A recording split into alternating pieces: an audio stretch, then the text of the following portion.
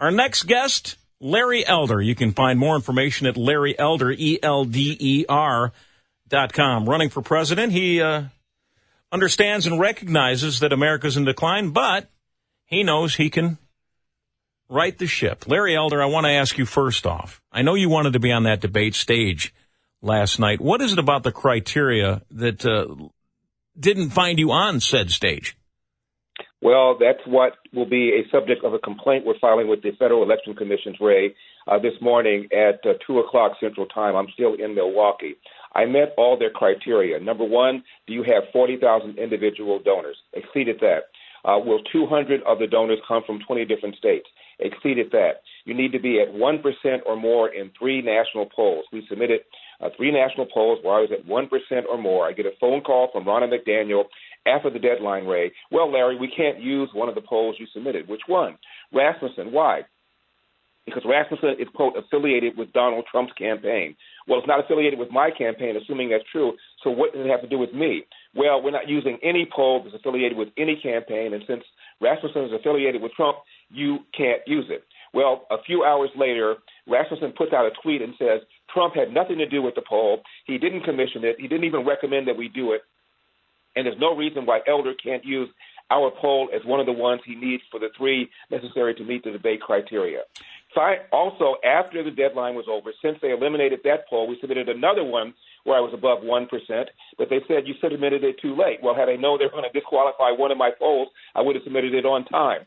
And moreover, my lawyer, Ray, is the former chair of the Federal Elections Commission, the former general counsel of the Republican Senatorial Committee, and he says that failing to follow their own criteria means that the RNC and Fox News gave what essentially is an in-kind contribution to the 8 people who made it to the detriment of Larry Elder. So our complaint is alleging that the FEC could impose fines as much as $100 million against the RNC and $100 million against Fox News for, as I said, making essentially an in-kind contribution to 8 different candidates. So that complaint is going out this afternoon at 2 o'clock Milwaukee time. Outside of a monetary settlement, that's a big debate stage to not be on last night. What can they do to make it up to you other than have you on the next debate? Well, that's what I'm going to do. I'll make the next debate. The criteria is even more strict. You've got to have 50,000 individual donors. We've already exceeded that. You have to get 3% in the polls. Hard to do that when you're not there to make your case to elevate you from 1% or 2% where I am right now to 3%. By the way, Ray, not only was I excluded from the debate, I was excluded from the debate venue. They put written instructions to security that if Elder's campaign shows up, do not let him in. What is that all about?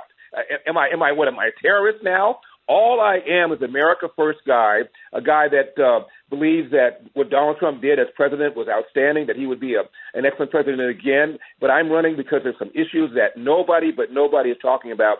Number one is the epidemic of fatherlessness. By the way, Vivek used the term last night, epidemic of fatherlessness. I've been on the debate stage with Vivek many times in Iowa, New Hampshire. He's never, ever mentioned it until last night verbatim. And by the way, last time I saw him, he pulled me to the side and said, Larry, if you don't make the debate stage, will you endorse me? I said, I can't tell you that, but I can tell you this. If I don't make the debate stage, say my good friend Larry Elder should be here. He's the one who's elevated the issue of fatherlessness to the top, and I want to applaud him for that. Well, he mentioned the fatherless part, but left out the elder part. And that's okay. The point is we've got to start talking about the number one social problem in the country, and that is the epidemic of fatherlessness. 70% of black kids enter the world, Ray, without a father in the home, married to the mother, up from 25% back in 1965. Now, 25% of white kids do, and the numbers are clear. When you're raised without a dad, you're 5 times more likely to be poor and commit crime, 9 times more likely to drop out of school, and 20 times more likely to end up in jail. And nobody's talking about it. Our side doesn't talk about it for fear that if you're white, you're going to be called a racist. If you're black, you're going to be called, as I was by the LA Times, the black face of white supremacy. Nobody talked about last night the lie that Democrats have been driving for years that America remains systemically racist. It's not only driving nonsense like reparations, it's getting people killed. It's called the Ferguson effect or the George Floyd effect, and that's a phenomenon of cops pulling back from city after city after city, from their normal proactive policing, and as a result, there are thousands of what I call excess casualties, including dead people who wouldn't be dead if the police had been doing their normal proactive policing. In your town, Rahm Emanuel, when he was mayor, referred to the Chicago police as, quote, having gone fetal, close quote, for fear of being called systemically racist. So that lie is getting people killed. It also got about 35 people killed during the George Floyd or the Black Lives Matter protests all over America, 2,000 officers injured, $2 billion worth of property damage, all because of the lie that what happened to George Floyd had to do with his race. When the lead prosecutor, a black man, took pains to say the Minneapolis PD is not on trial. They're doing a good job for the most part, he said. Police in general are not on trial. They're doing a good job for the most part. This individual named Derek Chauvin is on trial for what he did or for what he didn't do to George Floyd. He never even implied that what happened to George Floyd was because of his race, and Derek Chauvin was never charged with a hate crime. Yet you had all these people in the streets protesting violently sometimes, destroying property, all because of a false narrative that what happened to George Floyd had to do with his race. Democrats have been driving that. Republicans haven't said squat about it. And then there's this absolute disaster of K-12 education. In your city, Chicago, 53 government schools, that's a term I prefer instead of public schools, 53 government schools, 0% of the kids can do math at grade level, all located in the inner city, and the Democratic Party, in bed with the teachers union, hates school choice, even as the party elites, whether it's Barack Obama or Gavin Newsom or Joe Biden, have their own kids in private school, and nobody's talking about this. So that's what I would have done. I would have elevated the debate. And what is this, romper room? Yeah. Demolition derby? Why is everybody going after each other? The real target is Biden-Harris, and I would have stayed the focus on Biden-Harris. Larry, let me ask you this. You bring up a good point. I work with I'm really good friends with an alderman who, when he speaks the truth about crime in Chicago and accountability, his constituents, he's a Mexican-American, he gets shamed for that. They don't like that. When I have a pastor on, Pastor Donovan Price, this guy works very, very hard, diligent job in the African-American community. He says what you just said. We need accountability. We need fathers and homes. Yet there's pushback on that. Why do you think that is? Why do you think that the African-American community, the Latino community, can't say, you know what, we got some problems we've got to fix, and it starts here? Why do you think that's such a problem?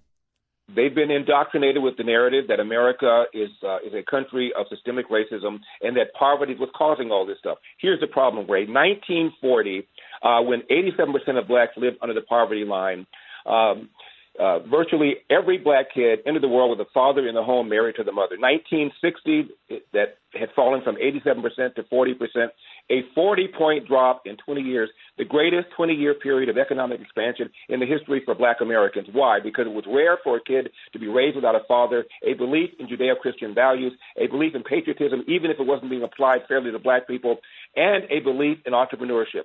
Fast forward, Black Lives Matter. On their website, they attacked the nuclear family. It was founded by self-described trained Marxists. Marx hated God, wanted to dethrone God, and by definition, Marx is not interested in entrepreneurship or private property. So all the things that allow black people to keep moving forward in the face of hideous, real systemic racism is under attack by organizations like Black Lives Matter, which has been embraced by people like Barack Obama. That's what's going on. I was just on the Breakfast Club. You know that guy to whom Joe Biden said, you ain't really black if you don't know whether you want to vote for me.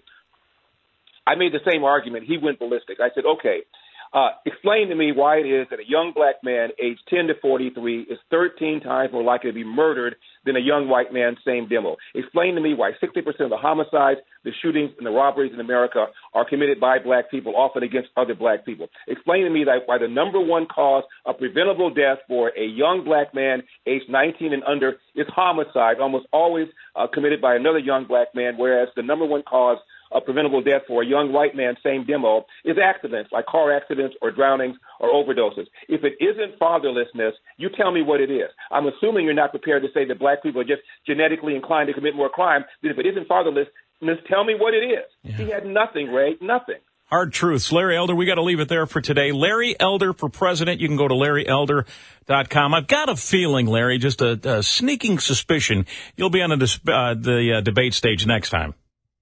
Absolutely. And I got a book talking about what happened to the rest of the country if you follow the policies of California. It's called As Goes California, my mission to rescue the Golden State and save the nation. As you can see, Ray, my goals are modest. We will put that, sir, on our socials, and I appreciate the visit this morning. Thanks, Larry. God bless. Thank you very much for having me. Larry Elder on WLS AM 890.